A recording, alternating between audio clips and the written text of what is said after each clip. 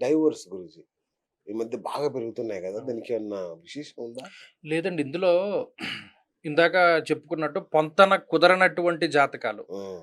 పెళ్ళిళ్ళు జేసుకోవడం ద్వారా ఓకే. వాళ్ళు ఎక్కువ విడిపోతున్నారు. రెండోది ఇందాక మీకు జెప్పాను. హస్తవాసి బావుంటే ఎవరు చేసినా ఎవరు చేసినా అవును. పెళ్లి అది అవును. ముహూర్తంతో సమానం. అవును. ఓ డాక్టర్ ఉంటాడు. వాడి పేషెంట్ ఎంత వరస్ట్ పొజిషన్‌లో ఉన్నా వాడు జేయేస్తే చేసి బతుకుతాడు. బతుకుతాడు. అవును. అలాంటివున్నాయి కేసులు. ఉన్నాయి. అలాగే ఇది గూడాను. పెళ్లి చేసిన వాడి హస్తవాసి బావుంటే ఇక్కడ పాయింట్ ఏమొస్తుందంటే సంతానం కలగట్లేదు.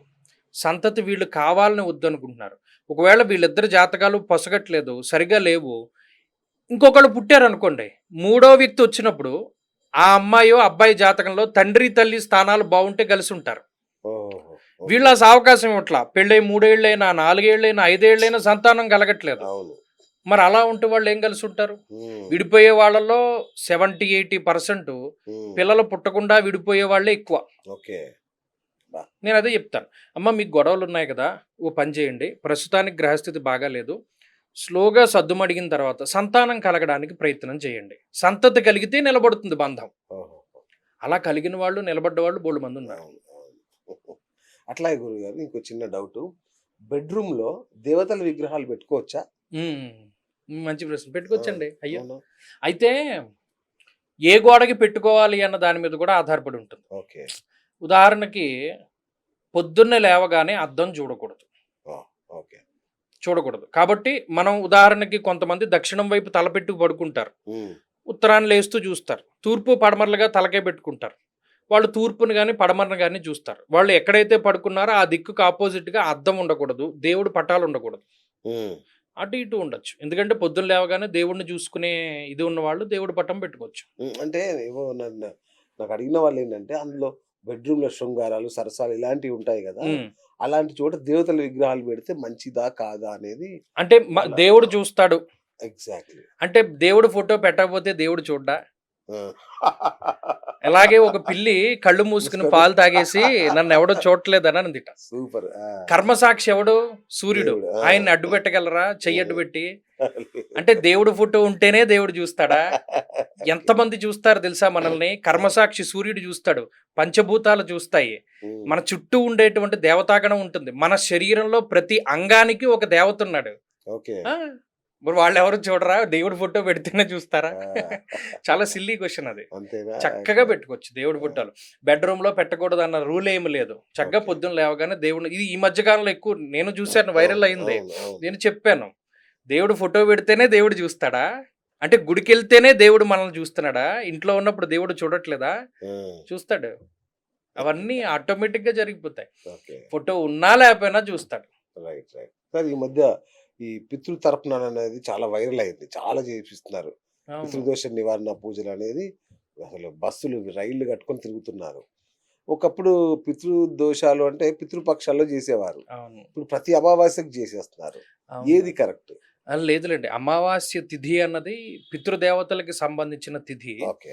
జనరల్‌గా ఇది ఎప్పటినుండో ఉంది. అమావాస్యకి పితృ తర్పణాలు వదులుకుంటారు. హ్మ్. అలాగే తర్పణాలవి వదలలేని వాళ్ళు స్వయం పాకం ఇస్తారు. హ్మ్. అంటే వాళ్ళ పితృదేవతల పేర్లు చెప్పి స్వయం పాకం అది ఇస్తారు. తిథి ఉంటుంది. ఇప్పుడు ఇప్పుడు ఇక్కడొచ్చిన ప్రాబ్లమ్ ఏంటి అంటే పితృ తిథులు వదిలేశారు. ఆ! పలానా పితృదేవతలు ఆ తిథి రోజున కాలం చేసినప్పుడు, ఆ తిథికి వాళ్ళు ఏదైనా ఆ కార్యక్రమం అవి చేయడం చేయాలి. మానేశారు. హ్మ్. కుదరట్ల. కుదరకపోవడం వల్ల ఏమవుతుంది? ఇది ఎప్పుడూ కూడా మీకు గమనించండి. మహాభారతం ఆది పర్వంలో జరత్కారువు అనేటువంటి ఒక ఆయనుంటాడు. హ్మ్.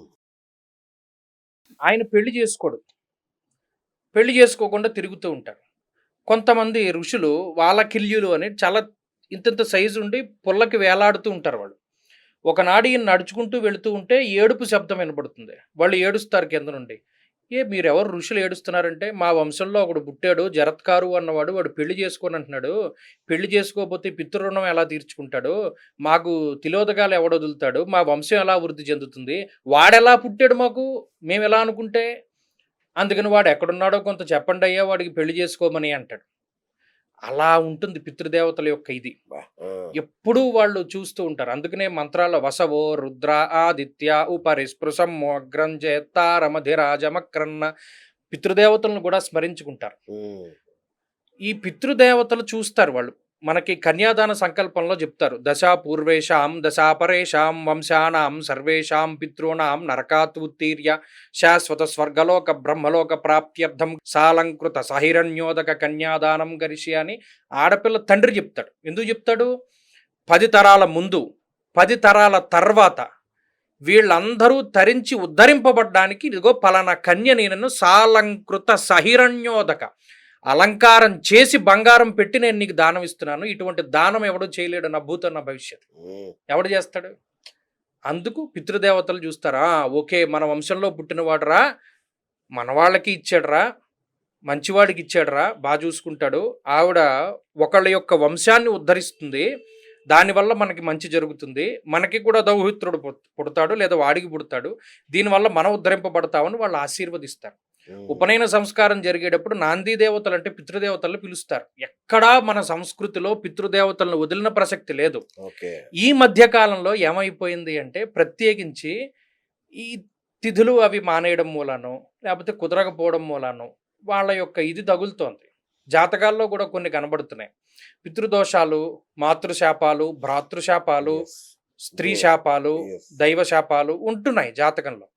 అవి ఉన్నప్పుడు దానికి రెమెడీ ఏంటి? ప్రత్యేకించి ఇవి చేసుకోవడమే రెమెడీ. ప్రతిదానికి ఏదో ఒక దేవాలయానికి వెళ్ళిపోనక్కర్లా. చక్కటి క్షేత్రాలు ఉన్నాయి. మన ఆంధ్రప్రదేశ్లో పాదగయ క్షేత్రం పిఠాపురం ఉన్నది. అది గయతో సమానమైనటువంటి క్షేత్రం. అక్కడ ఏదైనా ఒక కార్యక్రమం చేస్తే అక్షయమైనటువంటి ఫలితాన్ని ఇస్తుంది. గయాసురుడి యొక్క పాదాలు అక్కడ పడ్డాయి కదా, మరి అలాంటి ప్లేస్లో కూడా చేసుకోవచ్చును. అసలు ఒరిజినల్గా మనకు ఆ దోషం ఉందా లేదా చూసుకోవాలి.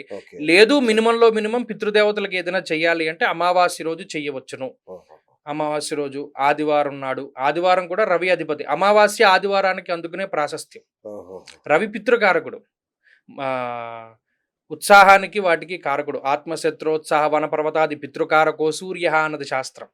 మరి ఈ ఆదివారము అమావాస్య కలిపి వచ్చినప్పుడు మరి పితృదేవత ఆరాధన చేస్తారు, అది ఎక్కువ ఫలితాన్ని ఇస్తుంది. సో అందుకని ఈ పితృదేవత ఆరాధన అన్నది ఒరిజినల్గా ఇప్పుడు మనం ఏ కార్యక్రమం చేసినా అందులో వస్తుంది. మంత్రం చెప్తారు, చదువుతారు, వాళ్ళ అనుగ్రహం ఉండాలి అని దీవిస్తారు, ఇవన్నీ జరుగుతాయి. సో ఫైనల్ గా గురుగారు కొన్ని సీక్రెట్స్ కావాలి మాకు. రుణ బాధలు తొలగాలి, బాగా డబ్బులు సంపాదించాలి, వీటికి ఏమైనా సీక్రెట్స్ చెప్తే.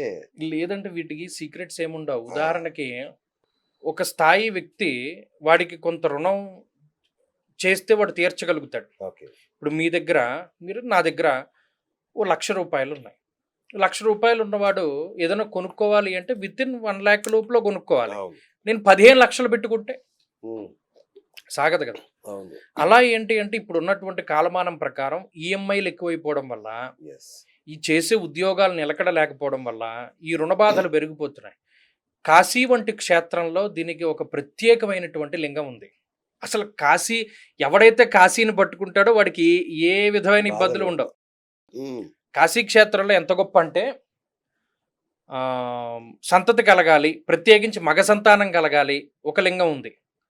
ఎటువంటి ముద్రలు ఎటువంటి మంత్రాలు రాకపోయినప్పటికీ అక్కడ శివుడి దగ్గర 7 ప్రదక్షిణాలు చేస్తే శివుడికి 7 కోట్ల ప్రదక్షిణలు చేసిన పుణ్య ఫలితం వాడి ఖాతాలో వేసి వాడి పాపాన్ని తీసేసి వాడికి సంతానం ఇస్తాడు. ఆత్మవీరేశ్వరుడు అనేటువంటి లింగం. అలాగే రుణ విమోచనేశ్వరుడు అనేటువంటి లింగం. అక్కడ కందిపప్పుతోటి శివుడికి అభిషేకం చేస్తారు. ఇందాక చెప్పాను, సత్వభూ ప్రాకార రోగ వ్రణ సాహస శస్త్రాగ్ని సందర్శనోత్పాటన భ్రాతృకారకో కుజః. కుజుడు రోగములు రుణాలు వీటికి కారకుడు. కుజుడికి గోధూమ స్థండులా లాఢ్యముద్గాశ్చనక పర్బర, నవధాన్యాలు ఆడకము అంటే కందులు. దానికి ఆ కందిపప్పుతోటి ఈ శివలింగానికి అభిషేకం చేస్తారు. ఎక్కడ? కాశీలో. రుణ విమోచనేశ్వరుడు ఆయన పేరు. అలా చేస్తే అప్పుల బాధలు పోతాయి అన్నాడు. కాశీ వెళ్ళడమే గొప్ప. కాశీలో ఎవడి తప్పుల్ని చిత్రగుప్తుడు రాయలేడు, కనబడవు. సంభ్రమ విభ్రమ సహిత దండపాణి అనేటువంటి ఆయన అక్కడ ఉంటాడు. ఆయనే అన్నీ చూసుకుంటాడు. అలా కాశీ క్షేత్రాన్ని పట్టుకున్న వాడికి జీవితంలో ప్రశాంతత దొరుకుతుంది. అక్కడ ప్రతి లింగానికి చంద్రగ్రహం బాగాలేదు, మానసిక ప్రశాంతత లేదు, చాలా మానసిక సమస్యలు ఉన్నాయి. సంకటామాత గుడి దగ్గర చంద్రలింగం ఉంటుంది, వెండితో చేసిన లింగం ఉంటుంది, చంద్రకూపం ఉంటుంది. ఈ చంద్రకూపంలో ఉన్న జలాన్ని పట్టుకెళ్ళి ఆ వెండి లింగం మీద పోసి అభిషేకం చేస్తే చంద్రుడి యొక్క బలం పెరుగుతుంది. అలాగే నవగ్రహాలకి నవకూపాలు నవలింగాలు ఉన్నాయి. అవన్నీ అందులో ఉన్నాయి మరి. అక్కడికి అలాంటి క్షేత్రాలకు వెళితే మీరన్న ఈ రుణ బాధలు పోవడం, లేపోతే ఈ శత్రు బాధలు తగ్గడం ఇవన్నీ అందులో ఉంటుంది. వావ్! లేదు ఇంకొక మంత్రపూర్వకంగా కూడా చెప్పుకోవచ్చు. అంటే ఓకే. దీనికి రెమెడీలంటే వైదికంగా చేస్తేనే బావుంటుంది. అదేలెండి. మన్యు సూక్తం అని ఋగ్వేదాంతర్గత సూక్తం ఒకటి ఉన్నది. ఓకే. మంగళవారం రోజున అది 14 సార్లు పారాయణ చేయించుకున్నా కూడా వాళ్ళు రుణ బాధల నుండి బయటపడతారు. హుహు. వైదికంగా చేసిన దానికి పవర్ ఎక్కువగా ఉంటుంది. ఓకే. ఓకే.